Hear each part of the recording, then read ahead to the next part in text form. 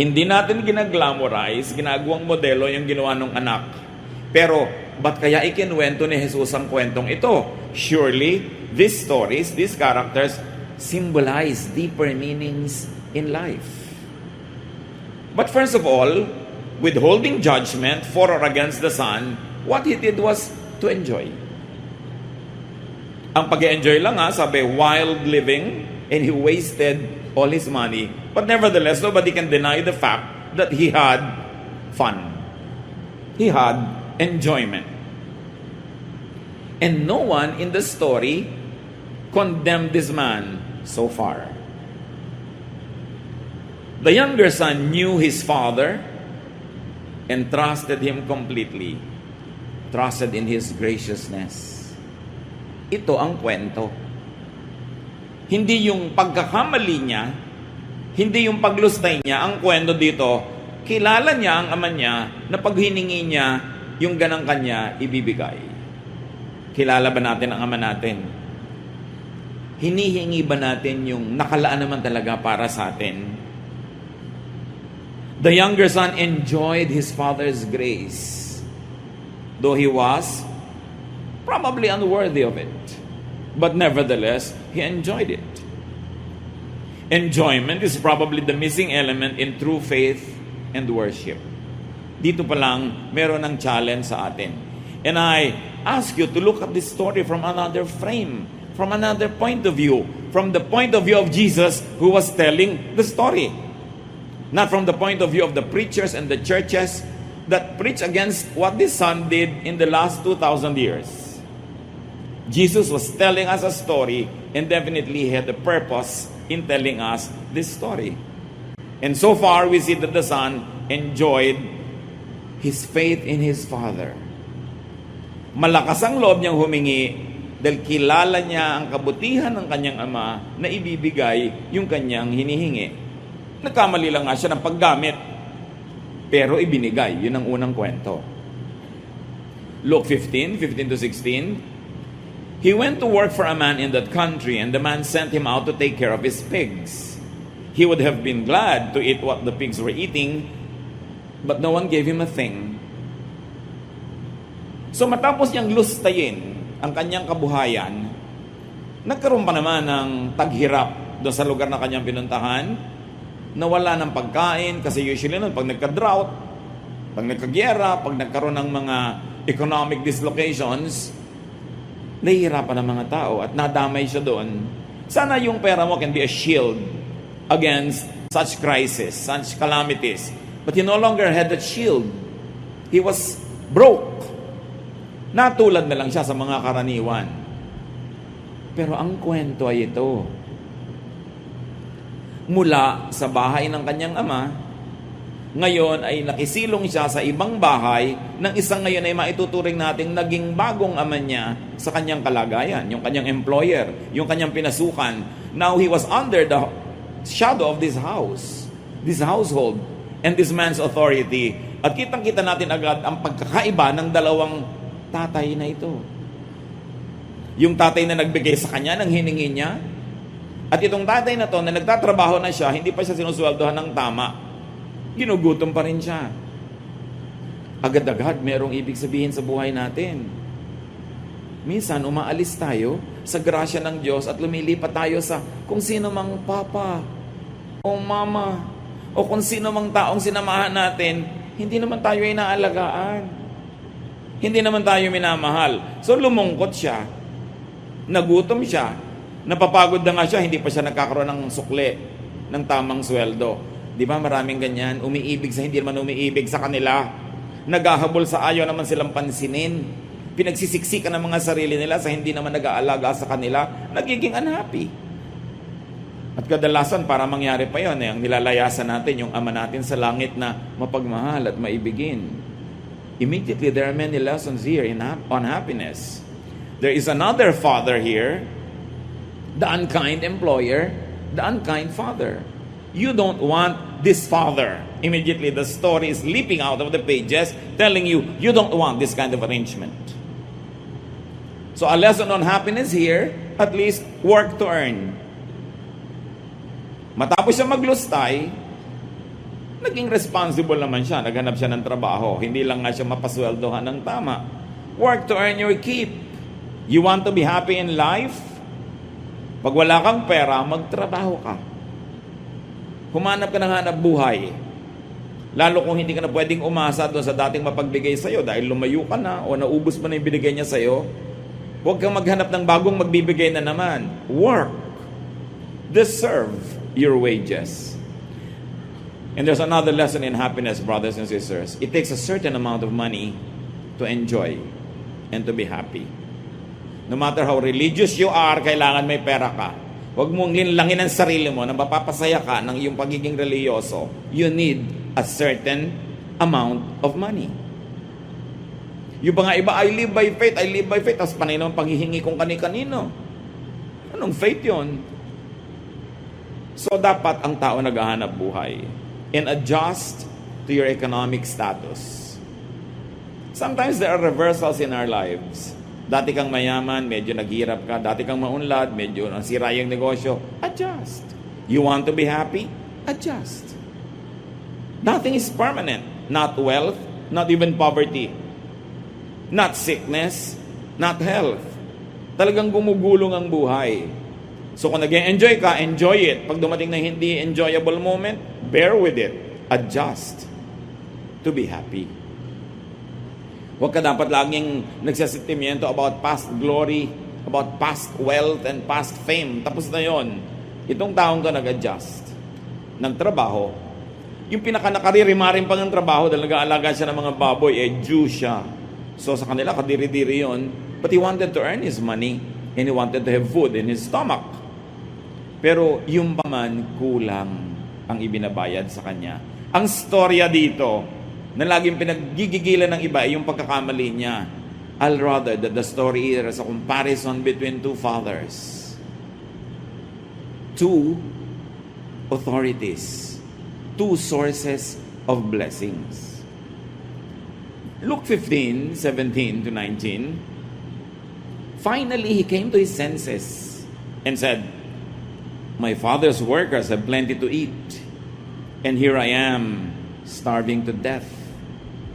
I will go to my father and say to him, Father, I have sinned against God in heaven and against you. Then I am no longer good enough to be called your son. Treat me like one of your workers." Itong taong to, kahit anong iba to sa kanya ng buhay, ang magiging ending, sasaya to. Kahit ang simula niya, ganon. Kala mo, ang sama-sama niya, hiningi niya yung kanyang mana, pagkatapos, nagpasasa siya, naghirap siya, pero nagtrabaho naman nung nawala ng pera.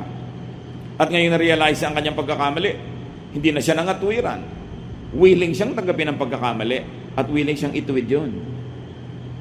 Sabi niya, uuwi nga ako sa tatay ko, mas mabuti pa doon. Kahit itrato ako doon katulong, total katulong din lang ako dito, doon na lang. Mas masagana pa. So sabi niya, iyan ang gagawin ko. Tatanggapin ko ang pagkakamali ko at hindi na ako mag-e-expect ng dating treatment.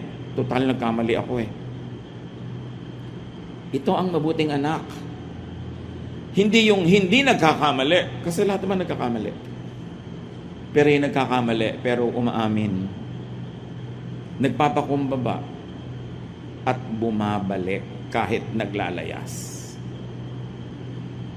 So identify the unkind and the ungracious employer of your life. The unkind and ungracious father that you seek shelter under his shadow. Identify unkind and ungracious shepherds that don't feed you but only use you, and go away from them to be happy. You see here the lessons? Analyze your situation and improve it. Any unhappiness is caused by a reason. Dig deep, look into the reason, and correct mistakes. Bawa, meron kayong unhappiness sa mag-asawa, may dahilan yan. Hukayan ninyo, bunutin ninyo, para sumaya kayo. Meron ka unhappiness sa family, sa work, sa profession, sa romantic relationship, with yourself, laging may dahilan. Huwag mong itago sa sarili mo yung dahilan. Harapin mo siya. bunutin mo siya. At kung kailangan magdusa ka sa paggawa nun, magdusa ka, may inaantay ka namang panahon ng paggaling, panahon ng restoration. Kesa wala kang hinihintay, tas hindi mo binabago ang sitwasyon mo na di naman maganda. Seek better conditions if you want to be happy. Huwag kayong tumanggap na lamang na para kayong walang kalaban-laban at walang choice. Seek better conditions. And resign a bad-paying job. Tulad ng ginawa niya. Ang dami nagre-reklamo, hindi masaya sa trabaho, edi umalis ka, maghanap ka iba. E paano po, mahirap naman maghanap. O di sige, diyan ka na lang, huwag ka na magreklamo. Hindi naman pwedeng sabay yan. Pero ginawa niya yung dapat niyang gawin. Ang laki ng risk. Kasi hindi niya alam ang magiging reaction ng father niya. Pero at least alam niyang tatanggapin siya kahit man lang katulong. Brother and sister, get out of a bad deal. Get out of an unfair relationship. Get your share of what the Father likes to give you. God wants you happy. Proverbs 6:5, free yourself like a gazelle from the hand of the hunter, like a bird from the snare of the fowler. Yan, utos yan, itinuturo sa mga taong naging garantor ng utang ng iba. Sabi, pag na-realize mo na naging garantor ka pala, alam mo ba na hindi ka malaya? Kasi pag hindi siya nakabayad, ikaw ang mapapahamak. So, huwag kang magpahinga, huwag kang matulog hanggang hindi mo nababawi ang pagiging garantor mo. Free yourself like a gazelle. Alam niyo yung mga gazelle, may yung mga hayop na may mga sungay, na yung sungay nila kuminsan, sumasabit sa mga tinik, sa mga siit. Pag hindi nila napawalan yung sarili nila doon, pag may dumating na hunter o pag may dumating na ibang hayop, kayang-kaya silang kainin. Kaya sabi, yan ang sitwasyon mo if you are committed to something very bad. Get out of that commitment para maging malaya ka. Sasabihin ng iba, paano naman po ako lalaya sa husband ko na ng babae, hindi tumutulong sa akin, hindi ako sinusustentuhan, di ba, kasal po kami. Yes, hindi ko sinasabing tanggalin mo yung pagkakakasal nyo, pero maghanap buhay ka. Para pagka hindi ka niya sinusustentuhan, hindi ka nakaaasa. Gusto mo maging malaya, at least kung hindi ka malaya legally from that marriage, malaya ka financially. Hindi kahit ano na lang ang iba to sa'yo, tatanggapin mo dahil wala kang hanap buhay. Kailangan maghanap buhay ang tao. Tulad ng ginawa nitong lalaking ito, kahit taga-alaga ng baboy, kailangan meron siyang kitain para siya may kainin. Some people get into very bad marriages, really. But what do? At least you minimize the impact of a bad relationship. At least be economically independent. Gumawa ka ng paraan, hindi madali. Pero lalong mahirap na umaasa ka, alam mong harap-harapan na hindi ka na iginagalang, wala ka lang magawa dahil economically dependent ka. So, learn from this man. It was difficult, but earn your keep and free yourself. Back to the story. Luke 15:20. The younger son got up and started back to his father. But then when he was still a long way off, his father saw him and felt sorry for him. He ran to his son and hugged and kissed him. Ine-expect niya siguro pagagalitan siya. Ang istorya talaga dito, hindi yung anak, hindi yung pagkakamali niya. Ang kwento dito tungkol doon sa ama. Kung anong uri ng ama siya. Dahil siya yung ama natin sa langit, only represented in the story by this father. So, lesson on happiness: love those you love in spite of their antics. Learn from this father. Alam niya, hindi naman napakaganda ng ginawa ng anak niya. Nadagdagan pa ng pagkakamali. Nadagdagan pa ng failure. Pero nung umuwi, ang una niya isinalubong, love. Hindi sermon. Alam niyo yung umuwi, nagpapakumbaba, tumatanggap ng pagkakamali. Sermon ang pinakahuling kailangan nun. Dahil yung pag-uwi lang niya, pagpapakumbaba niya, daig pa niya ang nasermonan mula ulo hanggang paa. Hindi na kailangan ng additional sermon. Love your children. Love your wife, love your husband, love whoever needs your love, love especially your family, and express that love. Hindi yung naaawa ka na, ayaw mo pang ipahalata dahil tinuturoan mo siya ng leksyon.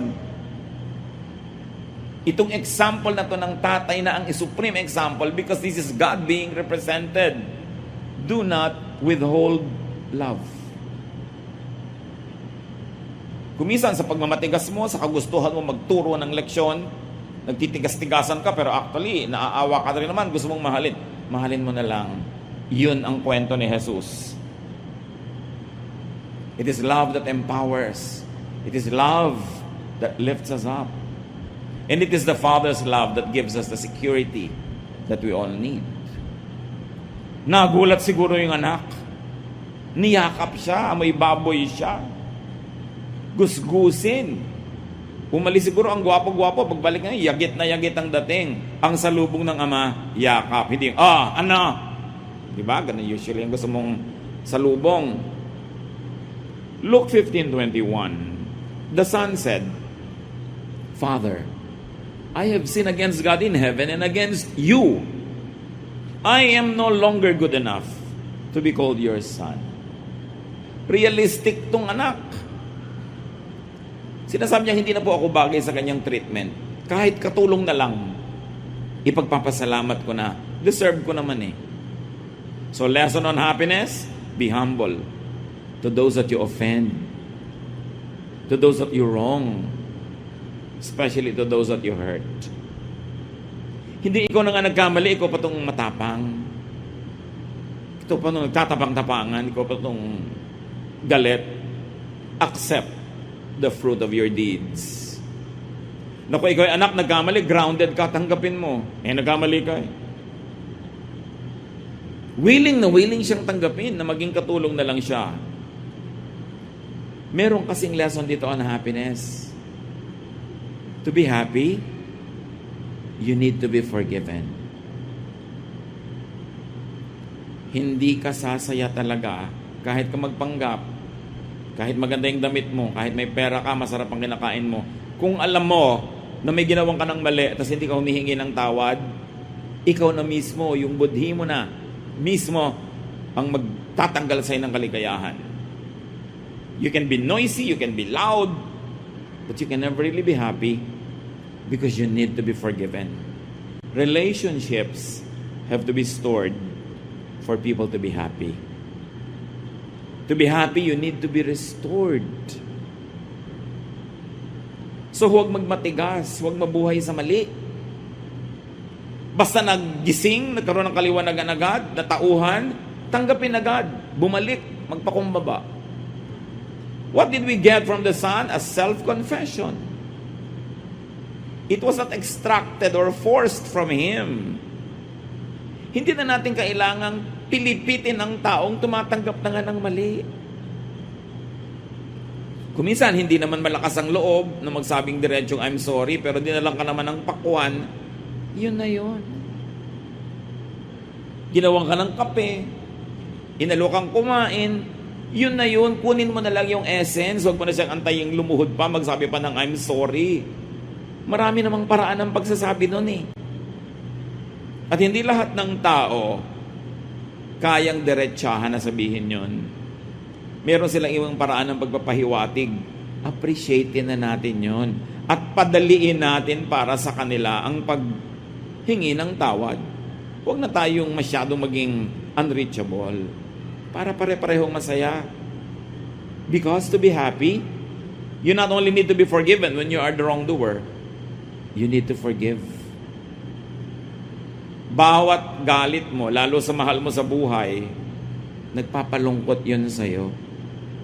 At kuminsan, hindi mo yun masyadong nare-realize, hindi mo lang alam kung ba't hindi ka masaya, bakit may kulang, ang kulang pala pagpapatawad. Remember, nagpatawad yung ama, kahit hindi humihingi ng tawad yung anak. Matalinong ama. Paano nga naman, kung paglapit, hindi naman humingi ng tawad? Alam ba naman ng ama yung purpose ng anak sa pagbalik? Bumalik na gusgusin, bumalik na mabaho. Paano ka sasabihin pala nun? Dagdagan niyo pa yung binigay niyo sa akin. Kulang. Hindi naman alam ng ama eh. Pero inunahan niya yung anak niya, pinatawad niya agad. Pinadali niya yung pagpapatawaran. Padaliin nyo na lang. Lalo't anak nyo, magulang nyo, kapatid nyo. Mahirap naman na magpanggap tayong baliwala sa atin na may mga broken relationships. Hindi yun totoo. Iniinda natin yun. Tanggapin na lang. Paluwagin, padaliin ang buhay. So habang nagpo-protest pa yung anak niya sa ibinibigay na VIP treatment, nakinig ba yung tatay? Sinabi mo, kita mo na, sabi ko sa'yo. Walang ganon.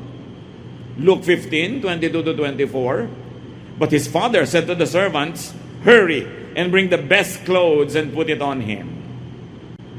Give him a ring to his finger and sandals for his feet. Get the best calf and prepare it so we can eat and celebrate. This son of mine was dead, but has now come back to life. He was lost and has now been found. And they began to celebrate. Grabe yung mga symbols, the best clothes, which means you have a very high status. A ring, which means you are a prince of the kingdom or of the house. Sandals, which means you are a master, because the servants never wore anything on their feet. Diba? At hindi lang basta kung ano-ano ipinahanda, yung best. Alam niyo yung mga may kaya nung araw, maski pa nga yung hindi masyado may kaya, basta na ipipilit nila, may inaalagaan silang special animal na kakatayin nila lang pag merong super great event. Parang sa Europe, ang mga pamilya may itinatagong wine, very good wine, excellent wine, na pag dumating yung pinaka-esteemed guest nila, yun ang ilalabas. May ganon. Yun ang ipinalabas ng ama. The best reception for this son. How to be happy? Love lavishly. Magpakaluho-luho-luho kayo sa pagmamahal. The best lahat ang inilabas. And the point is, hindi naman deserving yung bibigyan. Hindi ka naman nagbibigay dahil deserving siya eh. Nagbibigay ka dahil loving ka. It's you, not the other person. Kaya masaya tong tatay na to. Natuwa siya, hindi niya ikinubli. Nag-celebrate sila, extreme. So love lavishly and love people more than things. Hindi sabing, etong nagastos mo. O ayun, alam mo kung magkano tong ring na to, magkano tong binibigay ko na naman sa yung sandals. No. Sa tatay, lahat ng yon baliwala compared sa pagpapasaya niya sa kanyang anak at sa kanyang sarili. Kasi nahihirapan din naman yung loob niya na magkalayo sila. Mas masayang magmahal kaysa laging magmoralize. Lagi magbigay ng lesson, ng disiplina, ng parusa. Yung mga bahay na sobra ang discipline, panglabas lang yung ganda nun, pero hindi yun masaya. Aminin. Kung minsan nga sobrang disiplina, hindi mo alam kung palabas sa kapitbahay para walang masabi ang kapitbahay, pero masaya ba? Si Jesus ang nagkwento, dapat pansinin yung mensahe. Remember, this father represents God. This father represents the God many believers do not know or appreciate up to now. They focus on the sin of the son and not on the grace of the father, which is the real story. Tingnan natin ngayon kung bakit gano'n ang pananaw ng iba sa Diyos. Kasi yung isang anak, gano'n ang pananaw niya sa tatay niya. Luke 15, 25 to 32. The older son had been out in the field. But when he came near the house, he heard the music and dancing. So he called one of the servants over and asked, "What's going on here?" The servant answered, "Your brother has come home safe and sound, and your father ordered us to kill the best calf." The older brother got so angry, and he would not even go into the house. His father came out and begged him to go in. But he said to his father, "For years I have worked for you like a slave, and have always obeyed you. But you have never even given me a little goat so that I could have a dinner with my friends. This other son of yours wasted your money on prostitutes, and now he has come home, and you order the best calf to be killed for a feast? Ito yung relihiyosong anak. Laging correct, laging proper, laging galit, ayaw sumali sa sayawan, sa music, napaka-separatist. Ganon siya dahil hindi niya kilala ang ama niya. Akala niya kailangan niya lagi mag-sacrifice para matuwa ang tatay niya. Kailangan niyang timpiin ang mga kaligayahan niya. Kailangan niya lagi magtipid. Kailangan niya laging sikilin ang kanyang nadarama, pati ang gusto niyang kasiyahan. Pero, nagustuhan ba ng tatay niya yung ganon? Kitang-kita niyo sa trato. Ginad siya agad ang kapatid niya. Sabi niya, he wasted his money on prostitutes. The verses never told us that he did that. Sabi lang, wild living. Pero meron na sa agad na buong ideya kung anong ginawa ng kapatid niya. At ginudge na niya, ito yung mga relihiyosong tao. Laging nasa simbahan. Laging correct ang damit. Laging tama ang behavior. Pero judgmental. Pero hindi nag-e-enjoy sa buhay kasi hindi nila kilala ang Diyos. Akala nila ayaw sila ng Diyos na mag-enjoy.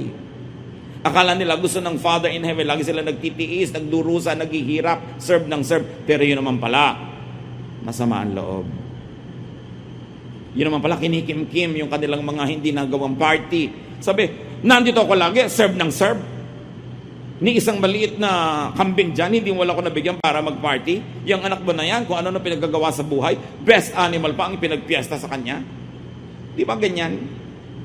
Mga legalista, mga moralista. Laging parang tama.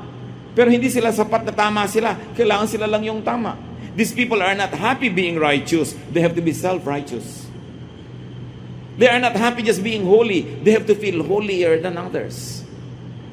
Ito ang dalawang mananampalataya. At ayun yung Ama na Diyos sa langit. Yung isa na hindi ganun kaligalista, pero kilala niya na ibibigay sa kanya at kilala niya yung Ama na patatawarin siya. Sa palagay niyo, sino sa dalawang anak ang mas malapit sa loob ng magulang? His father replied, verse 31, "My son, you are always with me, and everything I have is yours." Parang sinabi lang na tatay, sino may sabi ba sa'yo na huwag kang magpiesta? Ayan naman lahat, nandyan. Ba't di mo ginamit? Lagi kang pa-perfect dyan. Lagi na lang may utang na loob sa'yo ang Ama dahil hindi ka nagsasaya. Andyan lahat Everything I have is yours. What's your problem? Kita mo, hiningi ng kapatid mo yung share niya, binigay ko. Ba't di ka humihingi? Sino sa palagay nyo ang mas nakakakilala at mas nag-a-appreciate at magmamahal sa Ama?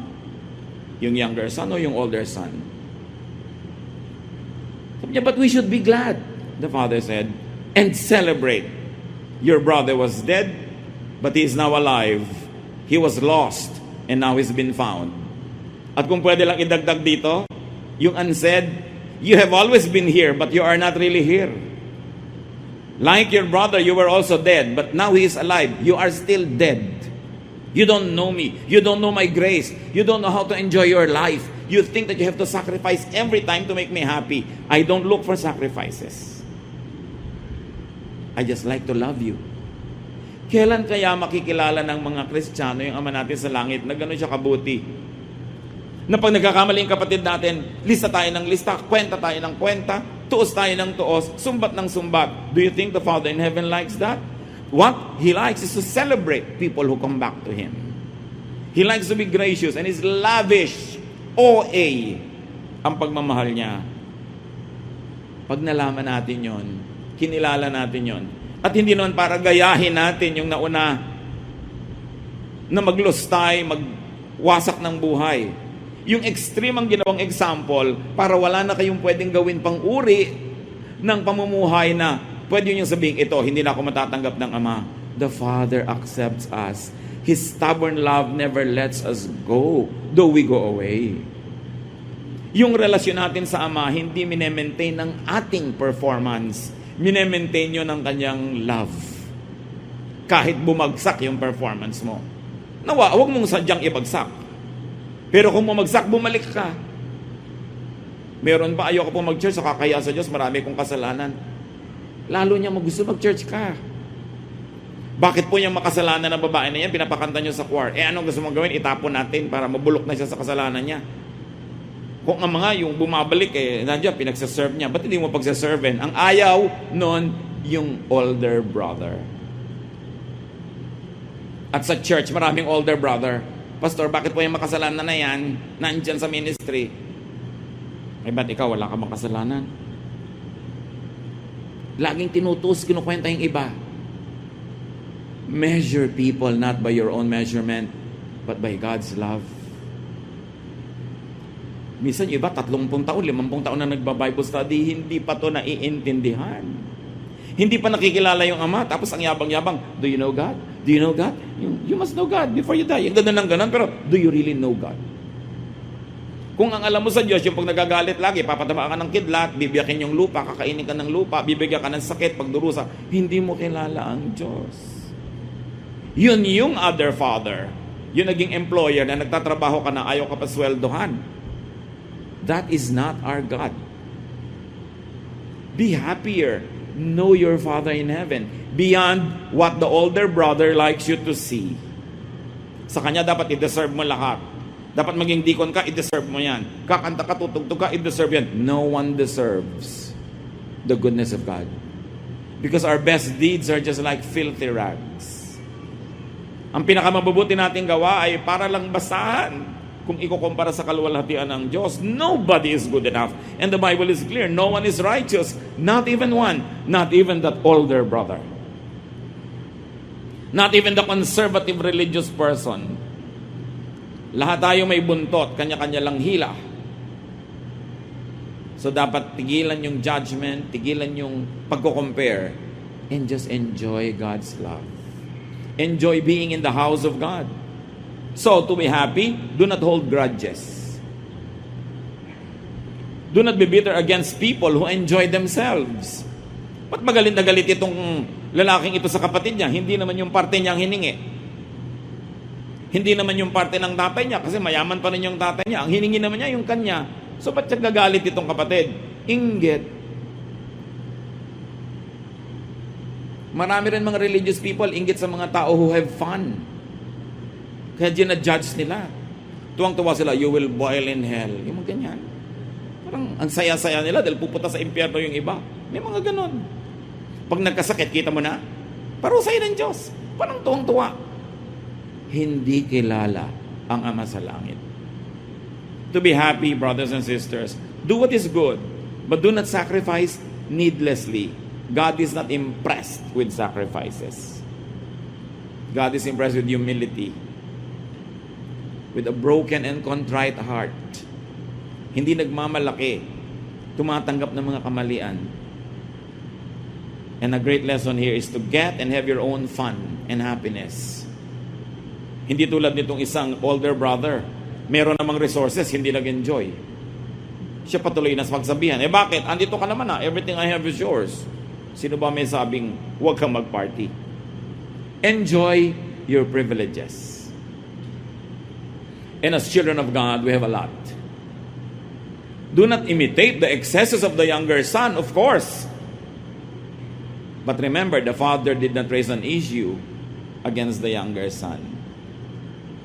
Kahit ano pang ginawa ng anak na yon, hindi niya kayang ubusin yung pagmamahal at kayamanan ng kanyang Ama sa Langit.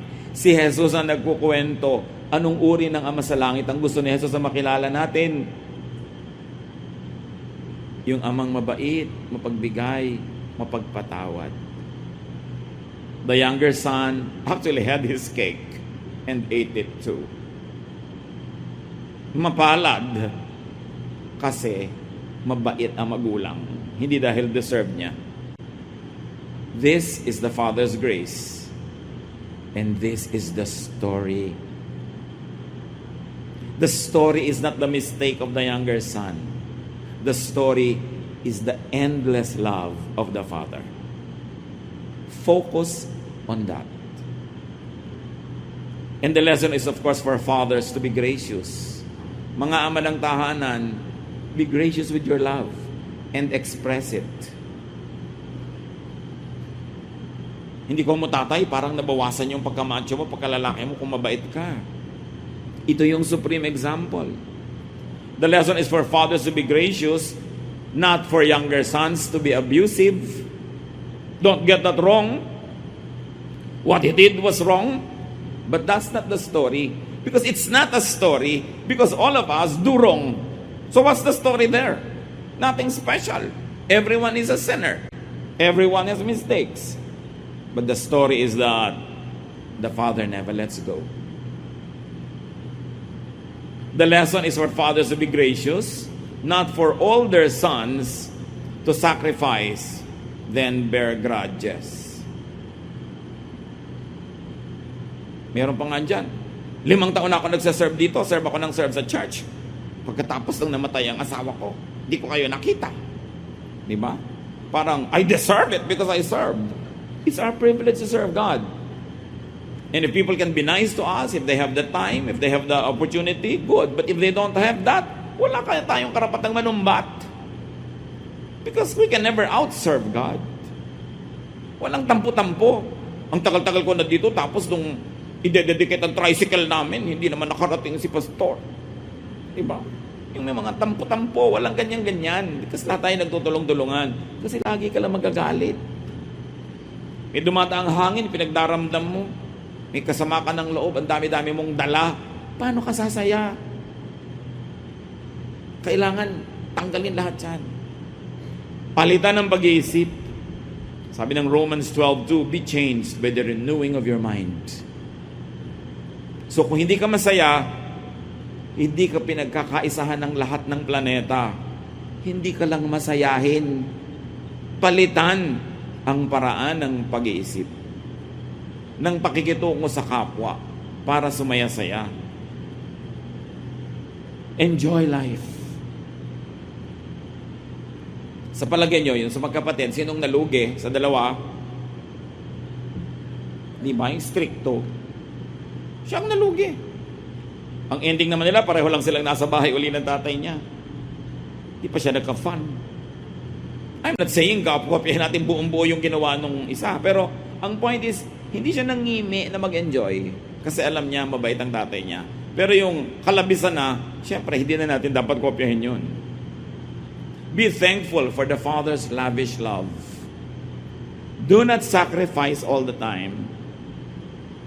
Yung mga ate-ate na sobrang magsakripisyo para sa mga kapatid, niyayaya kayo ng nobyo yung magpakasal pero ayaw nyo pa dahil may pinapaaral pa kayong kapatid, tapos ang gumraduate na yung kapatid nyo, pagka-graduate, nag-asawa. Eto kayo ngayon, si Tenta na, wala pa kayong BF. Naalala naman kaya kayo ng kapatid nyo nung hipag nyo. Ibig sabihin, yes, be nice, be good, but don't always sacrifice. And do not sacrifice your own dreams for the dreams of other people, kahit kapatid nyo siya. Because at the end of the day, people will be selfish. They will take care of themselves. They will not even remember you. Swerte ka na kung napaalala ka pa. Lalo kung nag-asawa pa to ng maramot. Kawawa ka ngayon. Ano magagawa mo? Lumipas ang pagkakataon. Kakanta ka kasabay si Tilly Moreno. Alam niyo yung kanta? Saan ako nagkamali? Saan ako nagkamali? Yan. Dahil sinakripisyo mo ang buhay mo. Sino ba may sabi magsakripisyo ka? So gumawa ka ng mabuti, pero isabay mo rin yung sarili mo sa enjoyment, hindi yung nakastop ka, sila go. Kasi ginoglorify yan ng relihiyon, pero hindi yan ang ginoglorify ni Jesus.